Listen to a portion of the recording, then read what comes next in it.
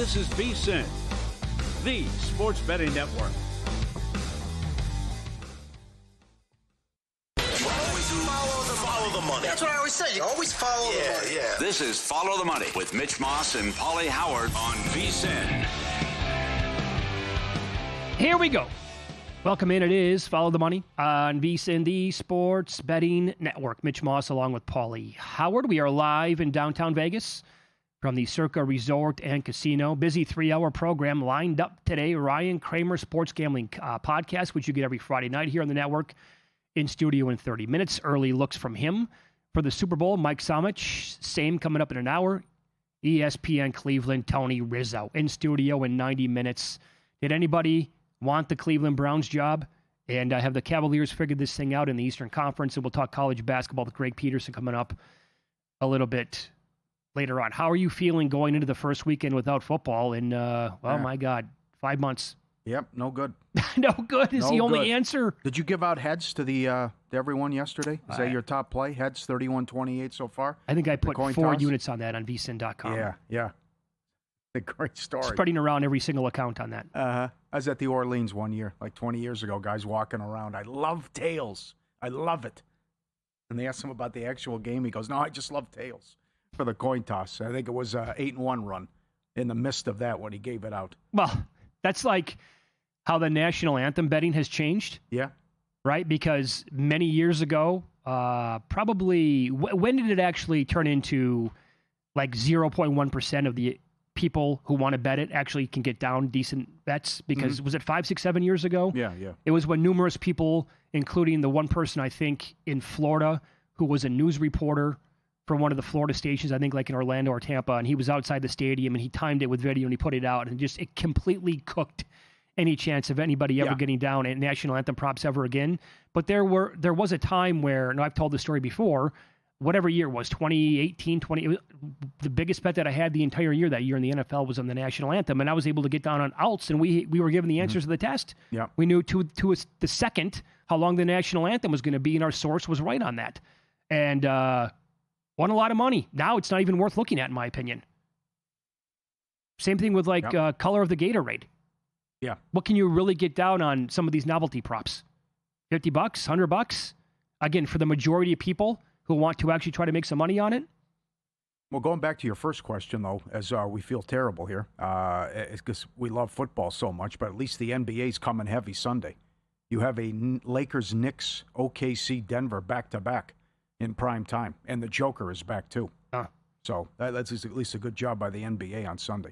Do you think, with all of the injuries to Oklahoma City and the way that they've been trending now for a little while, with Joker back tonight, assuming that he is 100%, do you think the Nuggets can catch them in the division? Yeah, they held it down. They're only 5 back in the loss column. Not only did Minnesota win last night, they boat raced them. Killed them. So they have done a nice job the last 2 times out against them. They're leaking oil. You survived this somehow without Joker. The other important takeaway is he's going to be eligible for awards. Keep an eye on that. And we've had a big move now. There's a 5-point move in the side and a 9-point move in the total, with Joker being announced back in. And read Makinen every day, but Makinen's got a 24-4 trend in this game at VSiN.com. Yeah. There's also, I would say this. Answer your question, absolutely yes. Yeah, they're down to 30-1. Yeah. To win that division. I would say that as for betting Joker to win the MVP, I heard JV Team Stormy talking about this. Basically, he can't miss any more games. Because the game that he got hurt, as JVT was explaining on the air during Money Moves, is that he played fewer than 20 minutes in the game that he got hurt. Technically, that would not start as a start overall for him, but do they count it as a game played? If they do count that one, he could actually miss one more game. And then I saw the first book here in town. It's called Boyd, which is our version of FanDuel. They don't offer everything that FanDuel has, but they offer, probably half. They put Joker up at plus 550. I would need a much bigger number than that, because you're basically gambling. You have 2 things here. He has to pretty much not miss a game for the rest of the year. Not one. And then he also has to play like he was for the first, 2.5 months of the season before he got injured. And then he has to surpass guys that are in front of him, basically, with the stats and everything that he put up in his absence. Plus 550, I can't get there, Paulie. Yeah. Okay. Fair enough. I thought it was worth a consideration had he been like 25-1. Yeah. But then more movement on other guys going down in the other direction as Luka keeps plummeting. Lakers with another loss, and Cade came down after Dylan Brooks with an out-of-body experience. Guy, he is having a coming? great year, that dude, man. What a performance. So another day to kick this stuff around. Did you find anything else, other more props or anything else interesting that may have caught your attention or eye? This one is New England. There's a lot of stuff pointed to New England, but this one's rough. Teams with a better winning percentage, 1-17 ATS. And that would point to Seattle, as the Patriots have a better winning percentage. Mm-hmm. And this was on X as well. This is offered. The only place I've seen it is the South Point. This is unbelievable. Will there be a roughing the passer penalty? No's $1.50. There's been 2 since 2010. That's it? I can't believe it. According to some people. Fell off my chair with that one. I would have certainly guessed. Give me the number that you would have guessed. 5? At least more than that. Probably, Probably like half of the games? Yeah. You'd get one? Yeah. Wow. Imagine you actually bet that and they miss another shot to the head, which they've done all playoffs No long kidding. with the officiating. But well, do you want to get that's good. You want to bet the minus 150 on the no then? Yeah, that's good. There's also this Mackinnon, the trends story is up right now at VSiN.com over the last 20. A lot of this is pointing towards New England. Some of it points towards Seattle, but I'll give you the New England stuff as well first. You pointed that one out about the winning percentage, and that would go towards Seattle's way. But over the last 24 years, Dogs are 18-6 ATS. That's 75%, including 14-4 the last 18. Dogs have been barking big time now. Last 20 years. Dogs of at least 4.5 points are 12, 2-2 ATS in Super Bowl 30. How about Vrabel? 29, 16-2 ATS is a dog of at least 3 points. That was always a thing with him in Tennessee. Yeah. We didn't talk about it much this year with New England because how often were they a dog? Mm-hmm. The outright winner is 49, 7-3 ATS. It's 87.5%. Highest mark of any playoff round. Again, that's just pick the team they think is going to win. And if you think Seattle's going to win the game, the favorites, would cover a lot in that situation. In the last 5 matchups between 1 and 2 seeds, 2 seeds, that would be New England, 5-1 straight up, 4-2 ATS. Also, there's this. Mackinnon shares like a handful of his power ratings. One is called Effective Strength, Bettors ratings, and his own power ratings as well. As he wrote, they all flagged New England as an underpriced underdog in this game. And also, when you look at the DK betting splits, you want to fade heavy public sides. And at DK, as of now, the public all on Seattle. Also, there's this. Don't forget about this again. New England has not lost by more than a touchdown all year. So, going back the last 24 Super Bowls, if you teased the dog on a 6-point teaser, they have covered 21 out of 24 games. That's 87.5% again. So you could tease, in theory, New England, and you could keep it open. You could maybe, I don't know if you want to tease it with basketball games. That sounds a little dangerous, but you could maybe tease it to the side. And I would think that you'd want to tease it under. So maybe New England plus 10.5 and under 51.5. Well, the comeback is how concerned are we with May's injury and the flu? Oh, okay. Yeah. I did notice that people in New England were retweeting that scramble that he had in the cold conditions last week in the snow when he was sacked, and he brought down right on his right shoulder like that, directly on his right shoulder. And they were indicating that after that, he was obviously in some pain.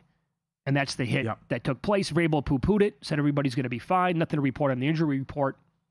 Well, we'll see. I would assume that May's going to take a bunch of hits in this game because he has all year long, and Seattle's defense is elite. Well, most people think Seattle wins, and I know you got the ESPN kiss of death, too. Let me hold on to that for a couple more minutes. I mentioned that Monday, though, too. First thing I saw when I went up ESPN.com, who's going to win the game? Oh, my God. It's just it's a formality. Rock and roll. Seattle, no problem. Well, I'll give you some angles here that point towards Seattle. Teams that allowed fewer points per game during the regular season are 9-1 straight up and 8-2 ATS last 10 Super Bowls. That includes Philadelphia a year ago. The team that is the better playoff seed, only 2-17-2 ATS last 28 Super Bowl games.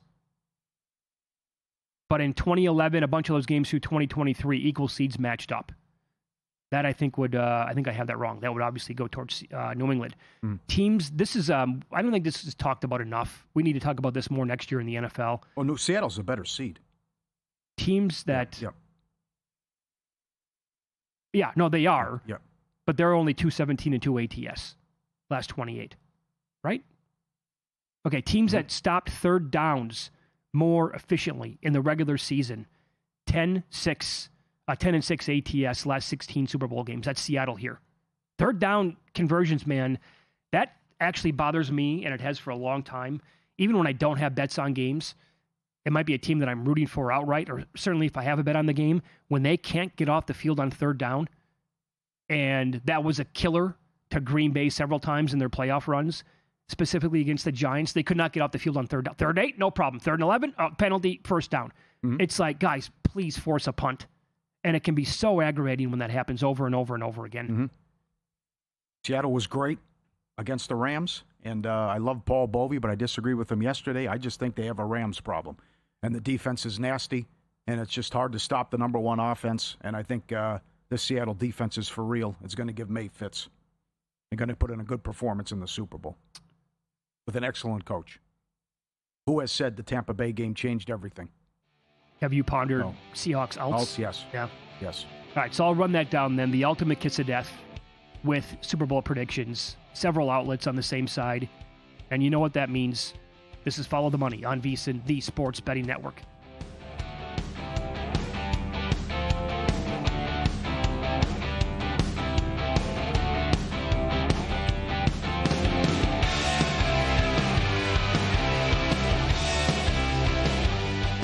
Laptop or phone, couch or sportsbook, VSiN goes where you go. Wherever you watch VSiN, the experience stays seamless. Live shows, replays, and sports-specific clips all at your fingertips. VSiN Watch puts you in the driver's seat. Available in Roku, Samsung, Amazon, iOS, Android, app stores, or get it direct from the source at VSiN.com. Download VSiN Watch today on your favorite app store and join us on the Sports Betting Network.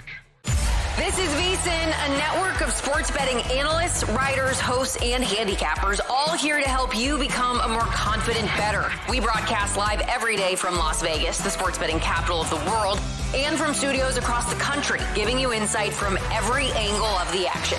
Take VSiN with you wherever you go with the VSiN Watch app, or catch us on streaming platforms and regional sports networks. You can also listen live on SiriusXM channel 158 and on radio stations nationwide. Check out VSiN.com as well for betting tools, exclusive betting splits, AI-powered player prop projections from Opta, pro picks for every game, plus in-depth betting guides and articles built to give you an edge. From sharp betting analysis and daily best bets to insider interviews and expert breakdowns, VSiN is your trusted source for everything happening in the world of sports betting. See everything we have to offer at VSiN.com and become part of the Sports Betting Network. On the next, a numbers game. 1 week, even 6 days now, till the Super Bowl. Super Bowl 60. Kelly and I will talk about all angles that perhaps we've talked about before.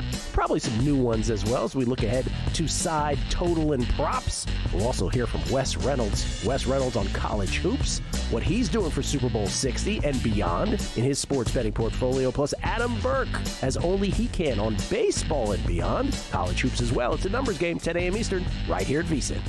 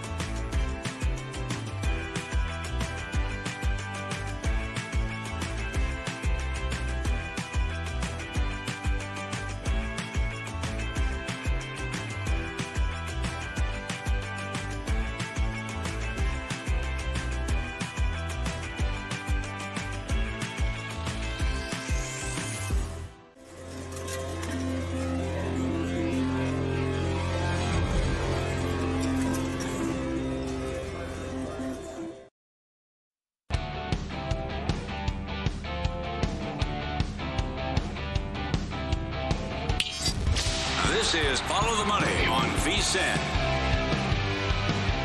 Yeah, here's the ultimate kiss of death. And if you go back, they were even laughing at themselves. It was the Monday of the divisional round, right? Houston, was that the wild card round? Houston against Pittsburgh. That might have been the wild card round. Texans playing on the road against the Steelers on that Monday night.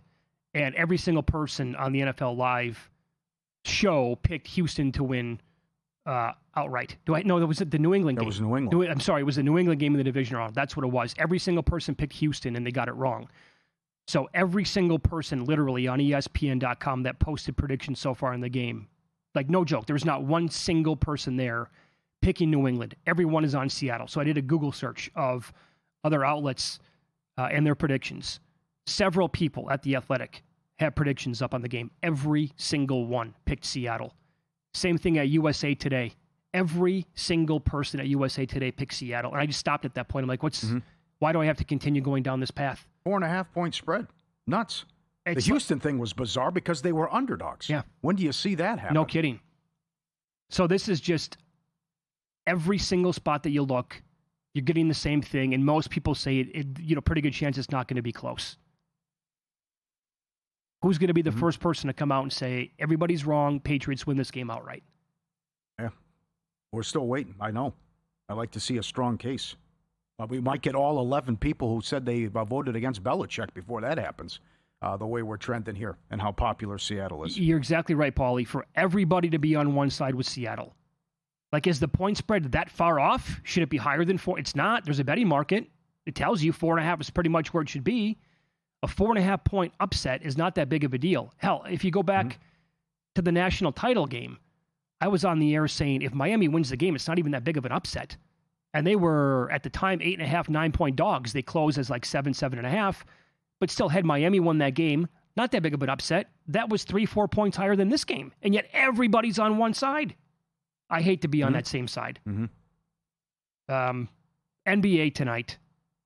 So the Suns are on a back-to-back. That was pretty impressive what they did last night to Detroit. They killed them. That was never a game. Vicious beat if you had the over. And Brooks was phenomenal with 40 points as they beat Detroit. See how Detroit responds tonight in Golden State. This one is, and we'll see what T. Rizzo says coming up, but the Cavs are getting their act together. They are the worst team in the league ATS, but they're playing good ball. They just routed the Lakers. But it's hard, some of the fan base say, get out of here with this with the luck factor. But they do have the 5th worst luck when it comes to shooting percentage outside the paint. So a lot of the shots aren't dropping, and they expect that to correct itself. But Mitchell's been phenomenal. And I would think on a back-to-back here, take the Cavs again. We had them against the Lakers. Cavs lane 3 against Phoenix. I think they're starting to figure this out, even with the Mobley injury and what they're going through. But Mitchell's been a beast. Awesome third quarter against the Lakers. And it didn't work out last night. But again, Phoenix has struggled offensively without Booker with a 15-point difference when he's in and out of the lineup. So I think the Cavs will win and cover tonight. Grayson Allen, Colin Gillespie, they both went over their 3-point props last night, and they're going to be juiced up there when Booker doesn't play. And the Cavaliers actually are down to 2.5 at many spots. I tell you, that feels like it's pretty tempting to me, but I wonder if it keeps coming down. Will more money keep coming in on Phoenix before tip time? At the website, VSiN.com. You can go there every day. You get the Opta AI projections. It's VSiN.com/NBA props. And they also have the NBA prop analyzer up there as well. It tells you how every player is done against today's prop number for them. Yeah. Donovan Mitchell projects to go under 31.5 against Phoenix tonight. Dylan Brooks projects to stay under 22.5. He's been getting 21, 22, 23. He's averaging that this year. People are saying he should be an all-star now. And Sam Merrill also projects to go over his made threes, but he's about $1.65 in this game. So Hunter is unhappy, and he wanted out. And if you go up to the prop analyzer, he's on a 7-0 under-run rebounds. He's on a 7-0 under-run points.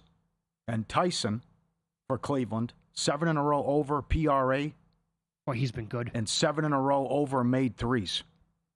There's a lot of different ways to attack that game coming up in Phoenix tonight. And a lot of streaks going on. Tyson can fill it up. That's why they're 6 back of the Pistons in that division. They're down to 6 to 7 to 1 now to win it outright. And with the Eastern Conference, just like the way it's been trending now pretty much the entire year, and it goes back to like speculation in the offseason that it could be completely wide open.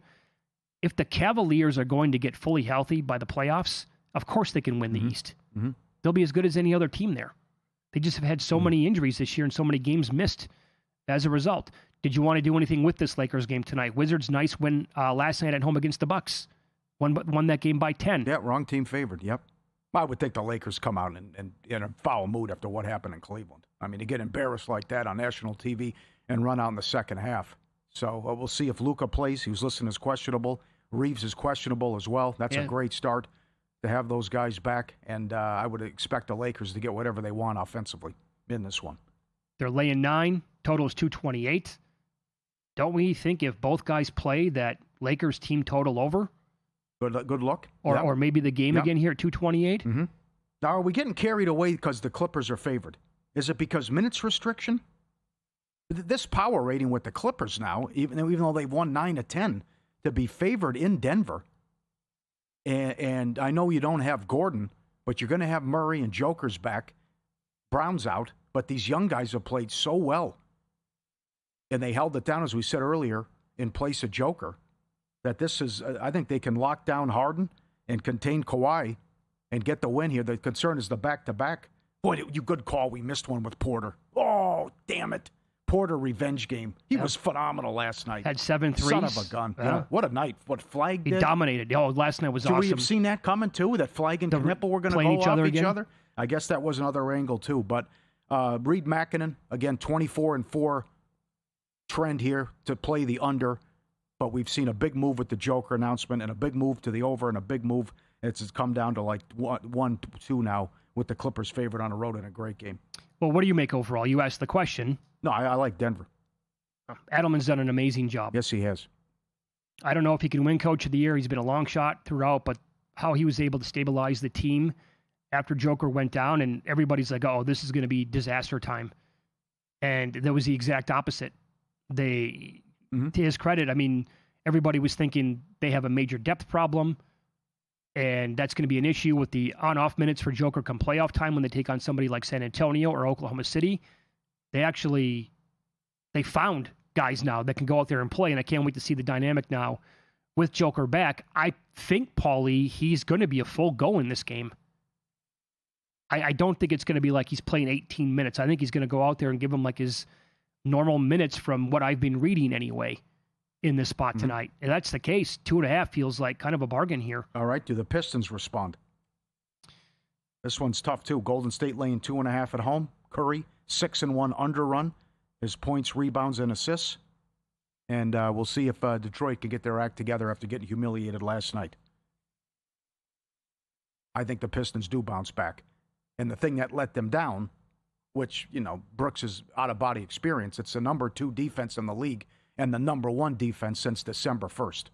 So I would think they can contain Curry and lock down Golden State here and win this game after what happened last night and come right back with the Pistons. Right. One thing on the Warriors for this year, or maybe like, not the offseason, but more like this year, I completely agree with the people now coming out and saying the Bucks cannot trade Giannis to the Warriors because their offer sucks. Uh-huh. And that's exactly where I'm at.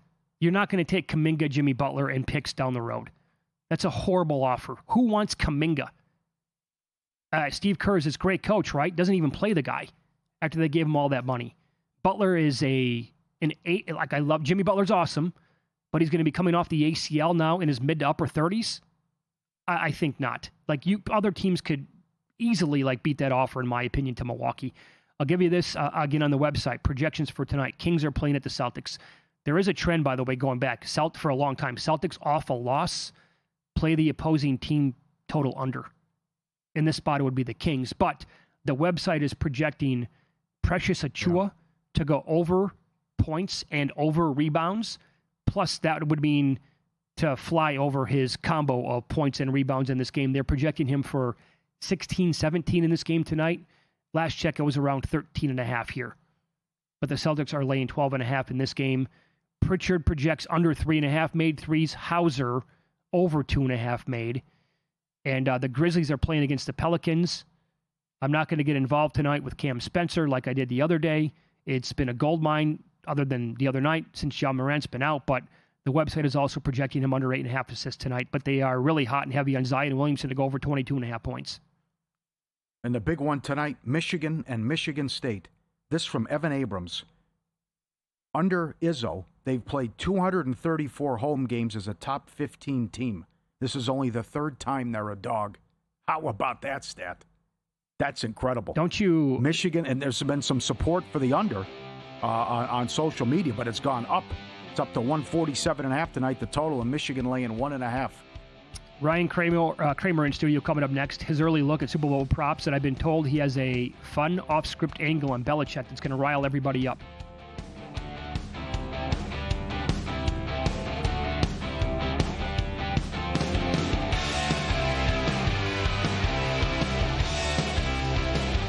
Those were wild times. Betting squares for the big game has come a long way. Now with the Circus Sports app, you can select your Circus Squares right at your fingertips. Everyone's played traditional squares at a big game watch party. Here at Circus Sports, we do it a whole lot better. Select your own squares and as many as you want. $1 minimum bet and a $100,000 maximum payout. And best of all, no more arguing over the squares. Circus Squares brought to you by Circus Sports, the world's largest sports book at your fingertips. Elevate your sports betting game with VSiN's exclusive betting splits. Stay ahead with real-time market trends and track bet percentages on any matchup, then uncover the edge by comparing them to the amount of bets placed to find out where the sharp money is headed. Upgrade to VSiN Pro to access betting splits, live odds, line moves, power ratings, and in-depth game analysis.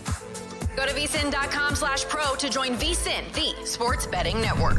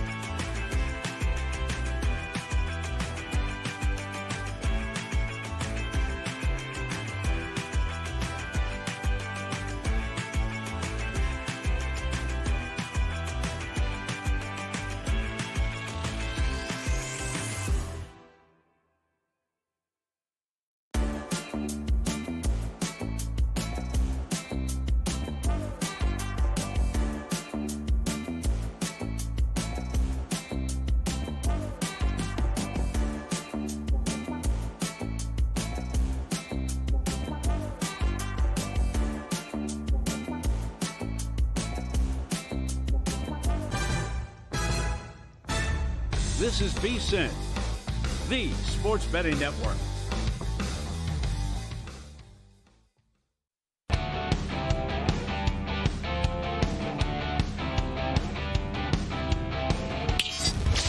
This is Follow the Money on VSiN. Thanks for checking in here on a Friday. We are live in downtown Vegas from the Circa Resort and Casino. Big fan of our next guest. He's the co-host of the Sports Gambling Podcast. You get their Friday edition every week right here on VSiN, 10 o'clock Eastern, 7 o'clock out here on the West Coast. Ryan Kramer joins us in studio now. How are you, pal? Oh, what a time to be alive. As someone who grew up in Jersey in the 80s and 90s, it's an honor to be sharing this Photoshop with the great Kramer from Seinfeld. You know it. Okay, so how many bets do you have in pocket as we speak? I was just saying about a dozen probably, and what's the sad part is I got first bets I put in here were some first touchdown bets. I wanted to make sure the price didn't move on me, so we can start there. If you want. Not you fired on those already. A couple, yeah. Not the whole card's not complete, but I did lock in a couple. You did, okay. You want to get into it? Sure, yeah. Because we can start with the big Marlin. Jack Westover game. He's 180 to 1 on the first touchdown. He's 45 to 1 on the anytime. If a team's going to get cute in this Super Bowl, it's going to be Drake May with the banged up shoulder and Josh McDaniels. So yeah, already fired on that. Don't want to miss out on the best number. And so yeah, it's only going to get smaller from there. Do you remember the fullback around 2018 who was blocking for Sony Michel, and they played the Rams that year? His I can't remember his first name. Last name was Devlin. Yeah. Devlin? Okay. Okay, so I believe, I went back and looked, I think he scored their first touchdown like 3 times that year, and I was making a case for him, and they got it down to the 1 yard line, and he's in the backfield. I'm like, here it is, baby! And they gave it to Michel, and he gets in. That's when you just want the setup. Yeah, you just want the setup and the sweat. And I think with Westover, I mean, he's running routes. He's out there. He's running routes. He's a part of the offensive game plan. And I think in this game particularly, they're going to have to do some fun stuff. It's going to be tough to run the ball. I think the defensive backfield for Seattle has an advantage over the receivers. So I think they're going to have, whether it's Hooper, Westover, we all like Henry. I think there's going to be some of that action. And so much like the Kyle Juszczyk first catch from a couple Super Bowls ago that I hit, I could see a little run action where Westover leaks out into the flat. So when you saw the first touchdown number at 180 to 1, you just gobbled it up. You're like, that's good enough for me? Or did you look around and it was the much better number? We walked into the Circa and I saw it. And before we even had our breakfast at Saginaw's, I said, I don't want that price to move. So okay. We're in pocket. Very nice. What else you got? So also Hooper, 50 to 1. So I've kind of locked in my, and there's some debate. I might go to 6 players for the Super Bowl just because there's so many good long prices. But I'm going with backup tight end, fullback, kind of weird angle. Seattle, I'm still working out the kinks. Want to see what the Arroyo news brings us next week before I lock in anything there. But yeah, that's what I'm doing on the Patriots side. All right, excellent. How about a tip of the cap to our old friend Andy Iskoe with the Andy Iskoe angle, always in the Super Bowl. Explain what you're going to do with the first pass with each quarterback. Yeah, so the logic is that you essentially take both quarterbacks to have an incomplete pass first. This year it's 2 to 1 on both sides. So both quarterbacks are 2 to 1. And with the idea being, A, you only need one to hit to win. And 2, well, you just look at their percentages. And what's crazy about this year is Drake May is only completing 55% of his passes in the postseason. Mm-hmm. Now, Sam Darnold's right on that 2/3 marker that 2 to 1 implies. But put them both in there, add in the fact that I'm sure this Patriots team is going to get after Darnold and try to make it hot for him back there. I like this one a lot. I mean, also historically, it's been one that I think only 2 of the last 12 years has it double loss. So is that right? Yeah, looking for a banger here. I think last year was one of them, in fact. Yeah. But looking for a banger this year with Drake May with his banged up shoulder, not practicing. Surprised that we can get 2 to 1 on his first pass incomplete. Good angle. I like it. Are you? Well, shout out to Andy Iskoe too. I feel like maybe 15, 20 years ago he first bestowed this wisdom on us, and I've been playing it ever since. Yeah, it was a great catch by him all those years ago. Let me ask you this: do you try to align your props with who you think is going to win the game, or do you just shop for numbers? Yeah, so I think old me would have sprayed the board inconsequentially, had all these different things, and you end up with the problem of too many outcomes need to occur. Yeah. Now I'm a little bit more like, let me figure out how I think the game is going to go, and then from there work backwards. And so, like many others, I kind of like the Seattle side. I kind of think this could get out of hand. So looking for stuff that lines in there. And I think some of the props that I threw over to you guys for today are kind of game flow agnostic. And I'll get into it, but basically similar to last week, it's running backs in the passing game. I think both defenses, that's their weakness. Both defenses, the linebacking core covering these, whether it's because schematically they allow you to have those catches or just that's a mismatch for the other team. So whether it's Halani at 9.5 yards, I like that over. Kenneth Walker that sailed over last week, four of the last 5. He's at 23.5 now. It was 22.5 last week. And then Ramondre at 21.5. The Henderson stuff is confusing to me. I look at his numbers and I see value with how low they are, but I also wonder, is he back in the doghouse? Like the snap counts last week were out of control. That was silly, I know. It's a tricky one to untie. So, and when the cowards decide to release a number, give me Jack Westover's a receiving number as well. I'm guessing it's going to be a half. I'll take the over there. You might get plus money on him to have a catch. Yeah, I think it's going to be right. I already got down on Jake Bobo. Over a half yard is plus 150. I expect Westover to be that, but juiced even further up, maybe like 3-1. Why Bobo? He only had 4 catches the whole year. Well, because you see what he does, and I think again they're going to get blitzed in this game. They're going to try to pressure Darnold, and I think whether it's 2 tight ends with Salbert. I know there's the sauce about Arroyo coming back. He's not really a blocker, but Bobo is kind of their second tight end a lot. They'll line up in that weird, not really 12 personnel because Bobo's on the line of scrimmage. And so just like with the touchdown we saw, and it reminds me of my Giants when they used to use the way they used David Tyree. Great blocker, didn't catch a lot of passes, but in those big moments, guess what? Had a big catch. As we all remember. So, yeah, I'm going back to the well with Bobo. I'm sad. Last week, he was on the first touchdown card. The anytime was 20-1. I hope some people had it out there. But it ruined the price for the Super Bowl. So I don't think I can have him on my first touchdown card. Yeah. Thoughts on... We know somebody who had him at 28-1. Yeah, how about that? Wow. Opening kickoff touchback, 3-1. Yes. I think the angle here for me is, I don't necessarily have a handicap of what the Seahawks will do, but I don't think the Patriots are going to want to kick to Shaheed.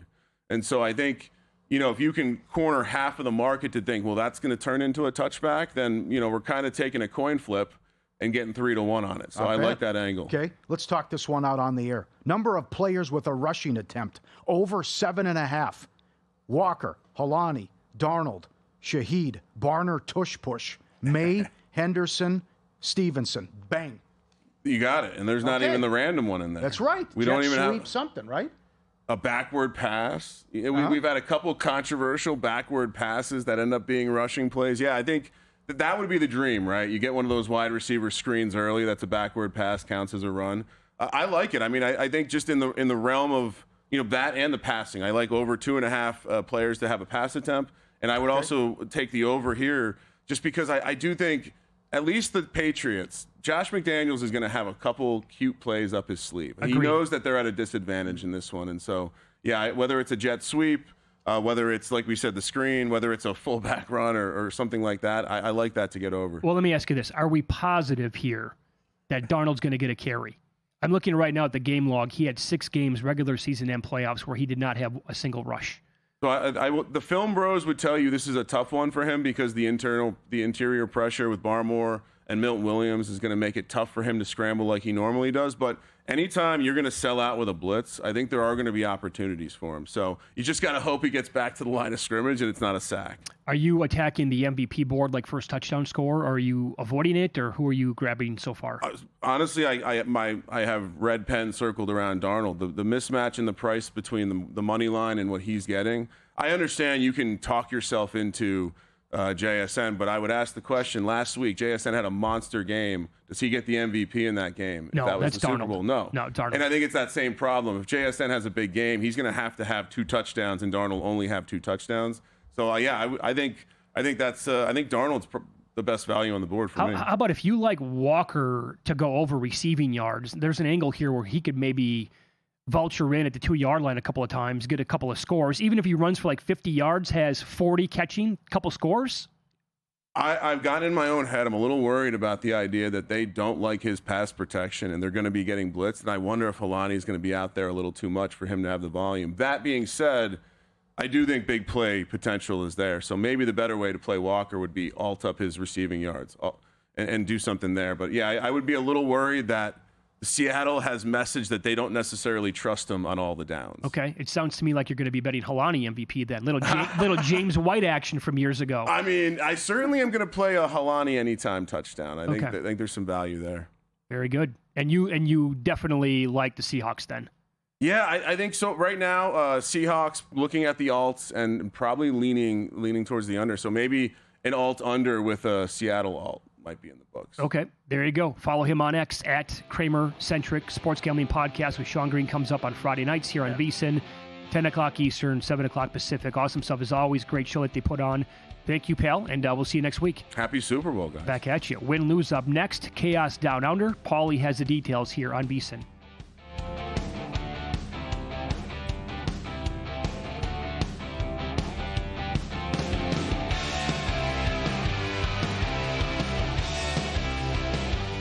VSiN's player prop projection tool is now available for the NBA. Get projections for points, assists, rebounds, and more powered by Opta AI. On VSiN.com/NBA props, we line up our projections against the latest DraftKings odds so you can quickly spot mismatches and find value before the market adjusts. The NBA player prop projections tool is available exclusively to VSiN Pro subscribers. Check it out now at VSiN.com/NBA props and join us on the Sports Betting Network. Check out Stormy and JVT on Money Moves, only on VSiN. And maybe that's why they wouldn't, because they're the Giants and they don't do things that make sense. Out of all these divisions, this is the one that I am the most curious about because I do think there are positive signs for the Bears. They'll take you on a fun, fast-paced journey, weaving in everything you need to know to make an educated bet, while also not shying away from the excitement of a same-game parlay sweat. Money Moves, weekdays at 2 p.m. Eastern on VSiN, the Sports Betting Network.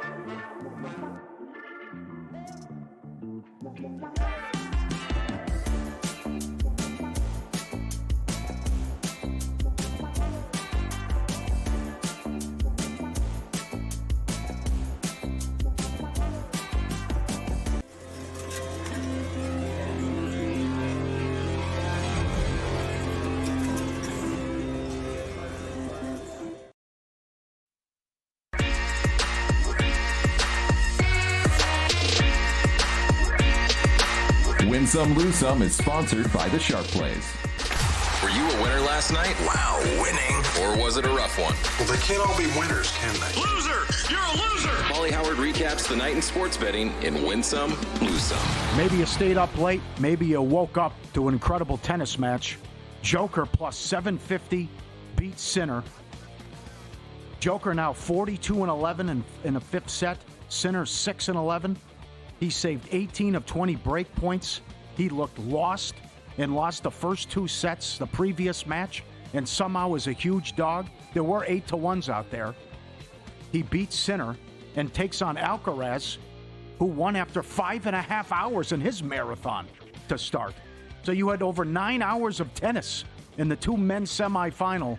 Joker, 25th Grand Slam final, I believe. That's pretty decent, Something I'd say. like, or 25th, going for his 25th title, whatever it is. The numbers are staggering. So Joker against Alcaraz coming up. Hey, how about that? We put the hex on that. Earlier this week, do you concur? That's right, yeah. Scheffler going to make every top 10 this year when he plays an event, or we get Alcaraz and Sinner in every single Grand Slam finale. Yep.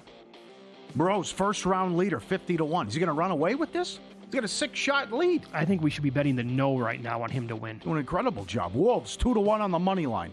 Denver Nets under, 216 down to 209, 107-103. James Madison plus 220 in college hoops. Arkansas Little Rock, Tennessee State under, 156.5 down to 150, 70-63.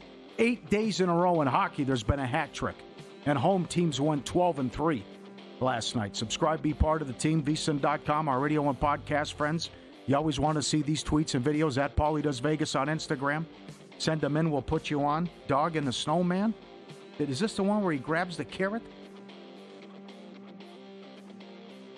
There it is. Oh, that's a tennis ball. My fault. This was great, where they said he's got 25 tennis balls in his backyard and in the house. Yet he's got to have the tennis ball, which makes up the snowman's eye. He has to have that and he's tennis got to ball. have that exact tennis ball when he's got a ton of them at home. Absolutely. Has to grab it, running out, ruin the snowman. You can appreciate the dedication. Sure. Yeah. The other one was the dog's going for a walk, and he grabbed the carrot and just took it, which was supposed to be the nose of the snowman. Running around. I'll show that one Monday as well. That's awesome. Lose some. Bulls, Charlotte under, 230 down to 225, no good. Rangers, they've lost 9 in a row on back-to-backs, and they've only scored 9 goals. That's something else to follow. Vicious beats all over. First period over, VGK in Dallas. Dallas scored a minute in. Nothing the rest of the way. And then, of course, the game goes over, too. Utah allowed 3 goals in the last 2 minutes. Carolina became the 3rd team in history to win after being down 2 goals in the last 2 minutes. San Jose led 3-0. They were up 3-2 with a minute left. Edmonton tied it and won. So San Jose and under 6.5. Vicious beats. Before the line moves, the sharp plays is already there. January isn't about volume, it's about precision. The playoffs are when limits rise, mistakes shrink, and timing matters more than ever. Advanced AI connected to proven insider sources. Locked in on the playoffs, the Sharp Plays helps identify where the sharp money hits before the number disappears. Free reports, alerts, and market-moving insights straight to your inbox or X-Feed. They've been at it since 2011. Jeff and the crew been with Follow the Money since day one. Documented results, public logs, transparent receipts, sharpplays.com. Trusted by pros, monitored by the books. Stay ahead of the line this postseason. Visit sharpplays.com. James Devlin was who I was looking for. Knew the last name, could not remember the first name. Hell of a blocker. That's who I bet on many years ago to be the first touchdown scorer. He was a huge price. Scored a couple times that year. I think first, actually, every time that he scored. And set up beautifully. At the goal line, they gave it to Michelle instead, and he got in the end zone in that low-scoring game the Patriots played the Rams in. Have you added many bets in the last 24 hours? Just a few. Over 7.5 rush attempts. We were also making the case over 13.5 players to have a reception. That's not bad. Shortest touchdown under 1.5. Glenn and Quincy Mass. That's special. And you got to go both teams have a 33-yard field goal, too. Do you want to bet that over at the Westgate? Both teams have a 40-yard field goal? I was going to say that. Sherman added that, too. Is plus 210 enough? Maybe that's pretty good a price. I don't know. That's unique. That's a new one, as he told us yesterday. Supposed to have, although it's outdoors, supposed to have a nice weather day up in the Bay Area next week for the game. I just keep adding the same guy. And you did this earlier in the week, and I started to look around, and then, we had Charch on yesterday, and that guy is Travion. I think we're all going to get burned on this at this point. That keeps moving. Too. Why? It keeps going the other way. So I have like 4 bets on the guy already. He's going to have a catch. I looked around today. BetMGM goes to half a yard minus 110. Like, I have to add that again. Mm-hmm. And so when he has 0 catches in the game, it's going to be nightmare fuel. But it's just like right there in front of us. God, that's why we love sports. I can't believe the comeback. To look that bad in the previous match. Sinner hadn't lost in 2 years in the Aussie Open. He wins a 5th set. That's the one, I guess, kryptonite for Sinner. And he comes back, and then you want to say, what does he have left in the tank? But then Alcaraz played 5.5 hours and set a record in his match. Were you watching the match? I saw a little bit of it, yeah. With the funky times, yeah. So then what do you want to do in the finale now? Alcaraz is like higher than $3. Uh-huh. Do you think Joker has one more in him? I don't think so. I don't think he can pull it out. Do you want to lay a set and a half? Yeah. Alcaraz takes him down? They're betting the dog in the women's against Sabalenka. I know. The other girl's very popular in that one. Yeah, Sabalenka's she's not a huge favorite in that at all. Yeah. I think I saw, coming into the show, I think I saw like $1.60-ish, $1.65, I believe. Yeah. So opening kickoff, touchback, 3-1. Oh, how things have changed. I just think it's kind of like with what Kramer said, that if it's New England kicking off, even though they have great special teams, I don't want any part of Shaheed. Not to mention maybe they decide not to bring it out anyways. But that seems like a pretty good price for the 3-1 to start the Super Bowl off with a bang. Yeah, you ran that by Bovey yesterday off air, and he's like, these teams get super happy about kicking into that landing zone. Yeah. And trying to pin them. They try to kick it precisely like at the 2, and then they hope their special teams can actually get down there and like tackle them at the 18-yard line rather than giving the ball at the 35. I would want nothing to do with Shaheed. I can't take that chance. I know. So if Seattle's going to receive here, anything but that. You don't want to start, and maybe, a touchback, to run it all the way back is 80-1. It's very unlikely.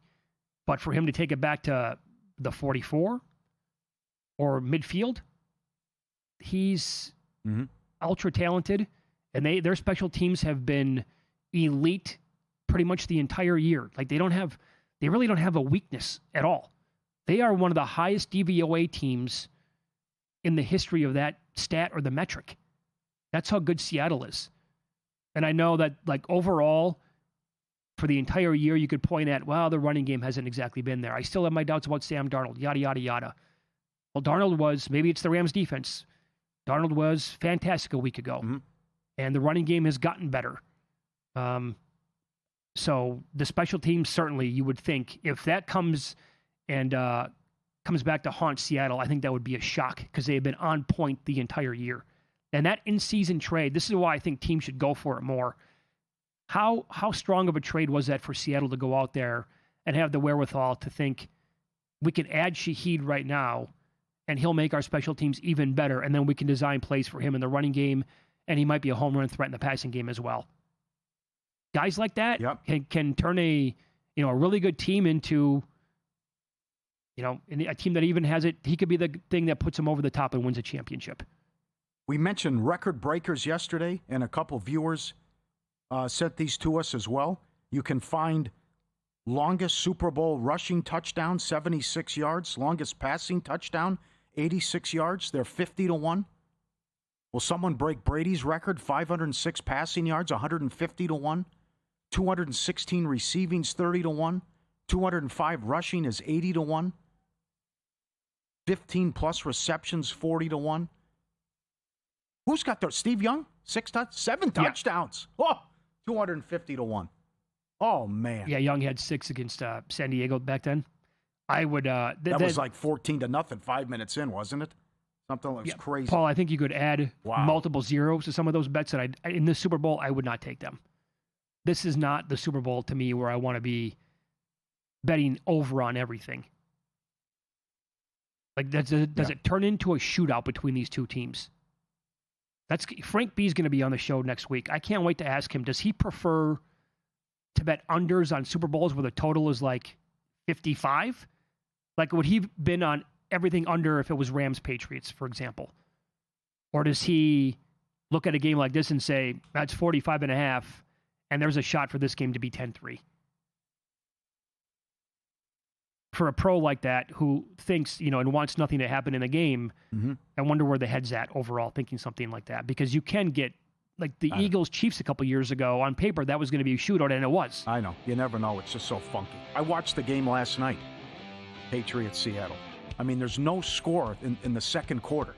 Then it's 14-14 at the half, and somehow the first half goes over, and then you get the crazy